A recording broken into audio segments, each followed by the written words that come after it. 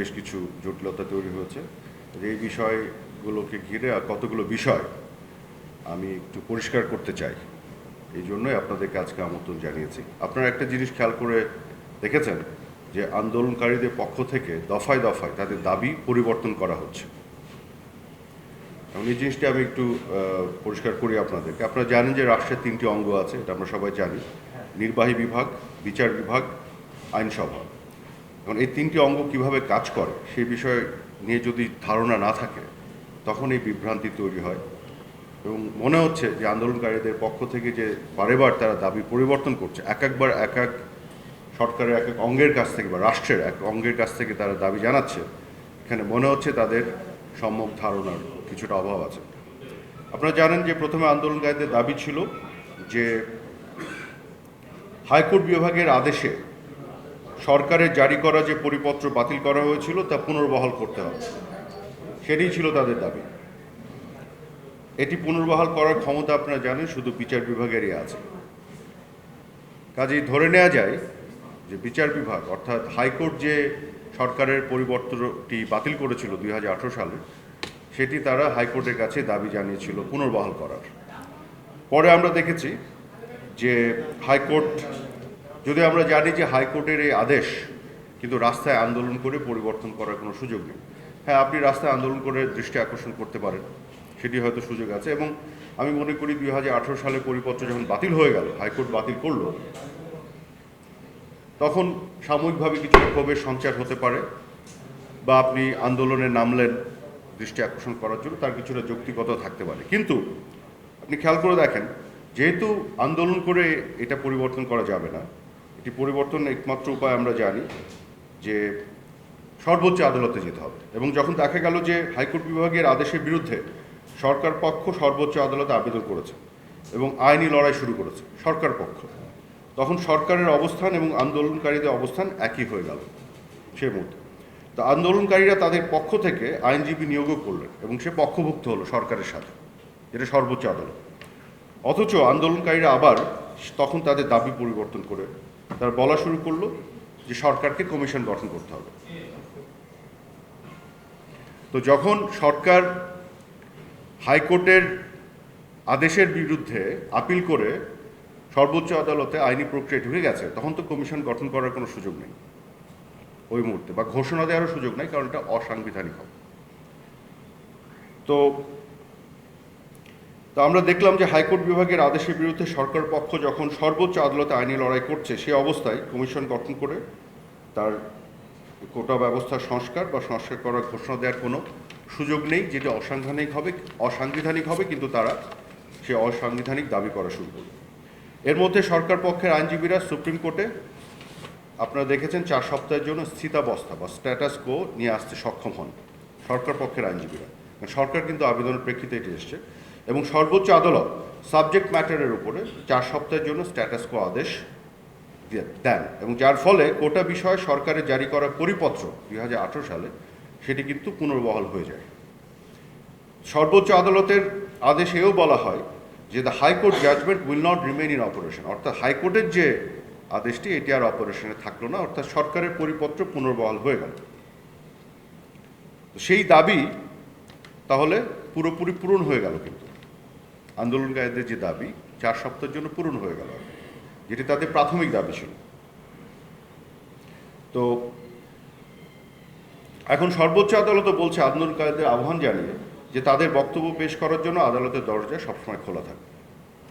তো রাষ্ট্রের নির্বাহী বিভাগ তথা সরকার যখন আদালতে আইনি প্রক্রিয়ার মাধ্যমে মীমাংসার পথে এগোচ্ছে, তখন আন্দোলনকারীরা আবার তাদের দাবি পরিবর্তন করে বলা শুরু করলো বিচার বিভাগ নয়, নির্বাহী বিভাগের মাধ্যমে সমাধান চায়। অথচ সর্বোচ্চ আদালতের প্রক্রিয়া পুরোপুরি সমাপ্ত না করে সরকার এই বিষয়ে কোনো কিছুই করতে পারবে না, এটা আমরা সবাই জানি। এ বিষয়ে কোনো ঘোষণা দেওয়ারও সুযোগ নেই। অনেকে ভুল করেন যে সাবজুডিস ম্যাটারে তো অনেকে অনেক কথা বলেন। সাবজুডিস ম্যাটারে অনেক কথা বলা আর আনুষ্ঠানিকভাবে সরকারিভাবে ঘোষণা দেওয়া দুই জিনিস। কখনোই সাবজুডিস ম্যাটারে, বিশেষ করে যেটি সর্বোচ্চ আদালতে আছে, সরকার আনুষ্ঠানিক কোনো ঘোষণা দিতে পারেই না, কমিশন গঠন করব বা এগুলো, কারণ এগুলো বলার অর্থ হচ্ছে আপনি অসাংবিধানিক কাজ করছেন। কোটা বিষয়ে মূলত সিদ্ধান্ত নেওয়া হয় রাষ্ট্রের নির্বাহী বিভাগ থেকে। আদালত কিংবা সংসদের বিষয় নয় কিন্তু এটি, খেয়াল করে দেখেন। তো সর্বশেষে যখন হাইকোর্ট বিভাগের পূর্ণাঙ্গ যে রায়, তার আংশিক রায় প্রকাশিত হলো এবং এখানে দেখা গেল যে সেই রায়ে তারা সরকার তথা নির্বাহী বিভাগকে সংস্কারের জন্য পরামর্শ দিয়েছে, তখন তাদের দাবি আবার পরিবর্তন হয়ে গেল। এখন তারা দাবি করছে যে সংসদ বা আইনসভাকে আইন করতে হবে। প্রথমে আদালতের কাছে দাবি, তারপরে নির্বাহী বিভাগের কাছে দাবি, তারপর এখন হচ্ছে সংসদের কাছে দাবি। কিন্তু সংসদের কাজ এটি নয় কিন্তু। এবং আপনারা জানেন কি না যে সরকার পক্ষ, খেয়াল করে দেখেন, সরকার পক্ষের আইনজীবীরা সর্বোচ্চ আদালতে তাদের তর্ক উপস্থাপনেও এই বিষয়টি এনেছেন এবং আরও জোরালোভাবে আনবেন যে কোটা বিষয় নীতি বা পলিসি সিদ্ধান্ত নির্বাহী বিভাগেরই কাজ, এটি আদালতের নয়।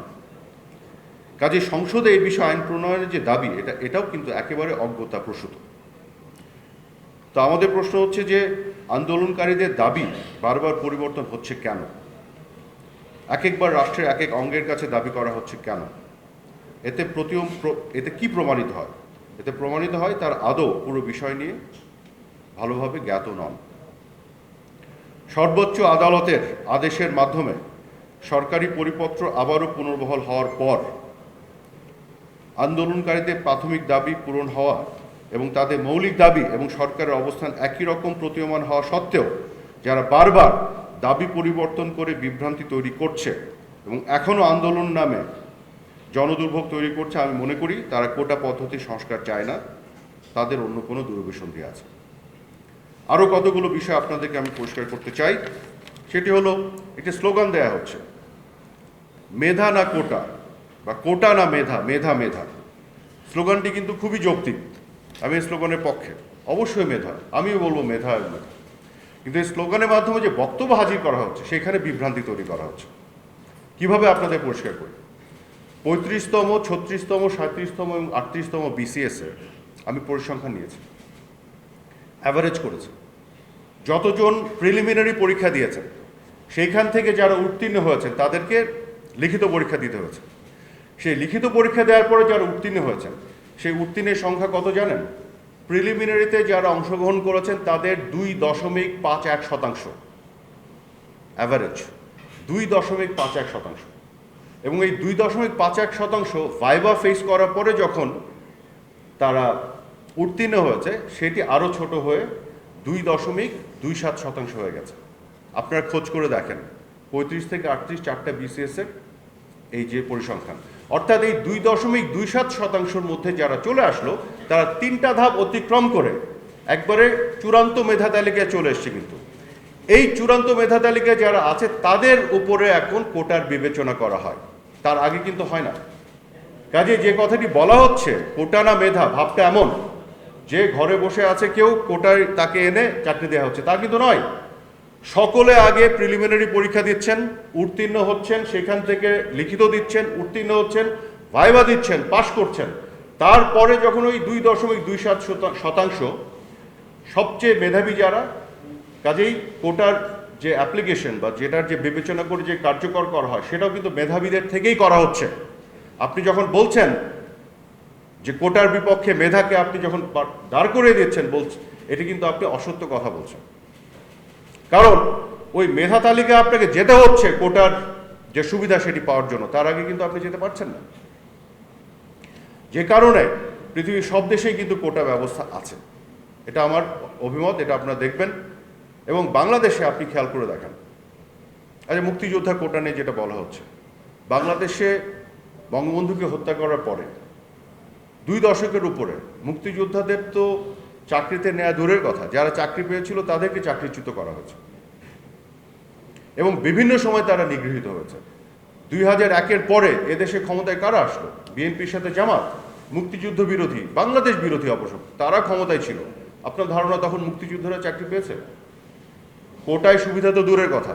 কাজে মুক্তিযোদ্ধা যারা এই দেশ স্বাধীন করেছে তারা, তাদের পরিবার, তাদের সন্তান এবং পরবর্তী বংশধররাও কিন্তু দীর্ঘ সময় ধরে নিগৃহীত হয়েছেন, বঞ্চনার শিকার হয়েছেন। কাজেই যারা বঞ্চনার মেধা আপনি কিভাবে নির্ণয় করেন? আপনি একটু বলেন তো আমাকে।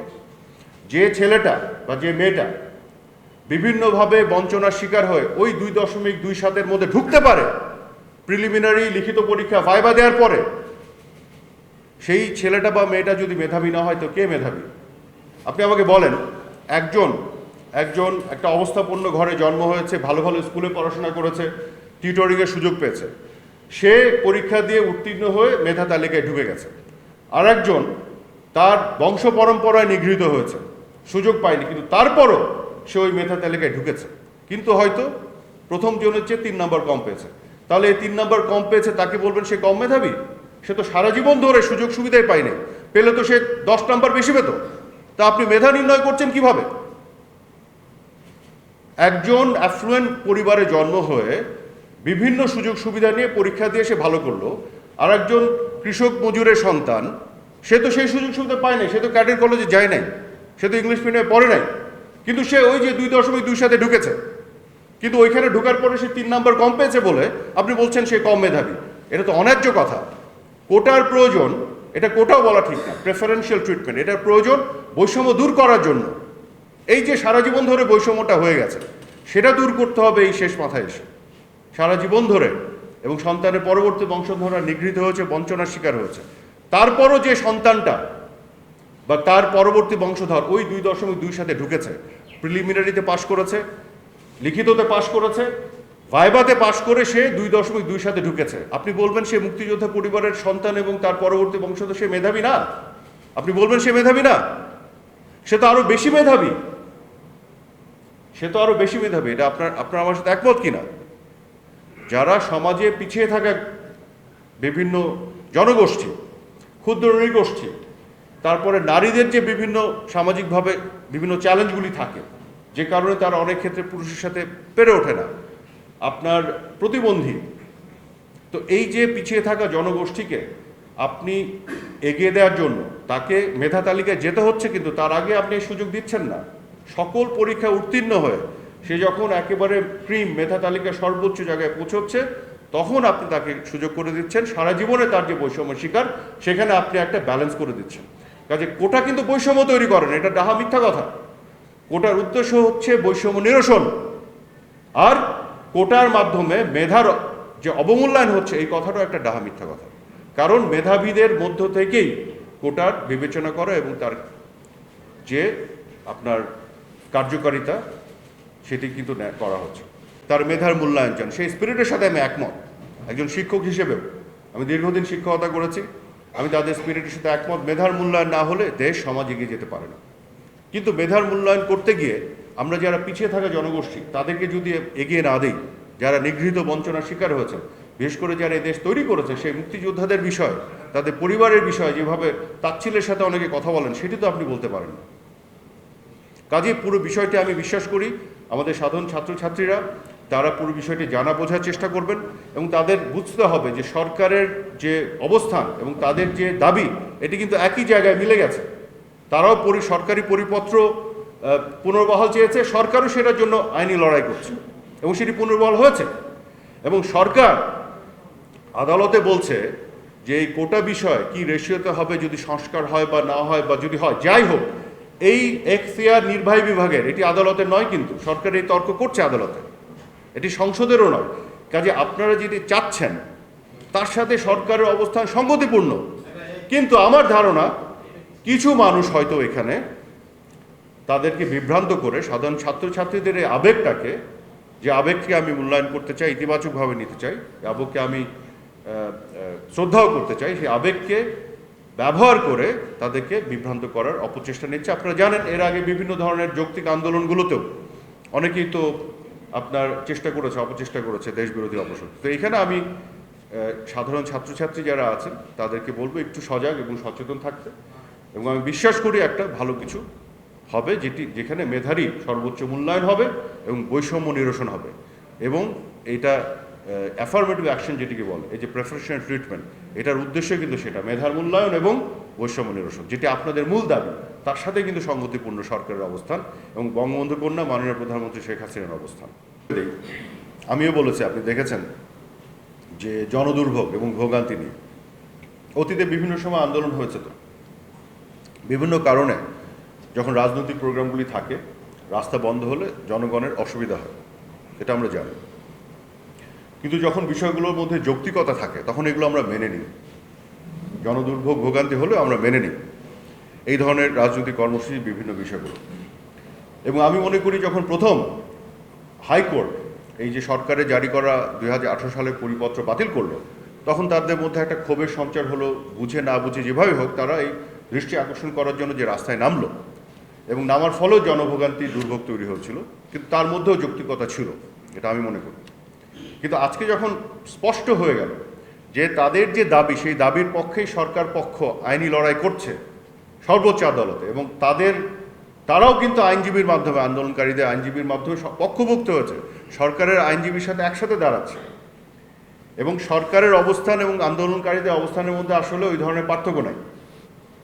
তাহলে এবং এই ধরনের অসাংবিধানিক দাবি তৈরি করার কোনো সুযোগ নাই যে ঘোষণা দিতে হবে, কমিশন করতে হবে, প্রক্রিয়া শেষ না করলে, আইনি প্রক্রিয়া শেষ না করলে, আদালতের প্রক্রিয়া শেষ না করলে এটা আপনি পারবেন না, এটা সবাই জানে। তাহলে এখন যে আন্দোলনের নামে যে রাস্তা অবরোধ করে জনভোগান্তি, এটা একেবারে অযৌক্তিক জনদুর্ভোগ এবং ভোগান্তি। আপনি অন্য কোনো এক্সাম্পল এনে বলতে পারবেন না যে তখনও তো হয়েছিল, এখনও হয়েছিল। দেখতে হবে যৌক্তিকতা আছে কিনা। যৌক্তিকতা থাকলে জনগণের অসুবিধা হয়, জনগণও মেনে নেয়। কিন্তু যখন যৌক্তিকতা থাকে না, এখন কোনো যৌক্তিকতাই নেই, কিন্তু আপনি রাস্তা আটকে রাখছেন, এটা আপনি করতে পারেন না।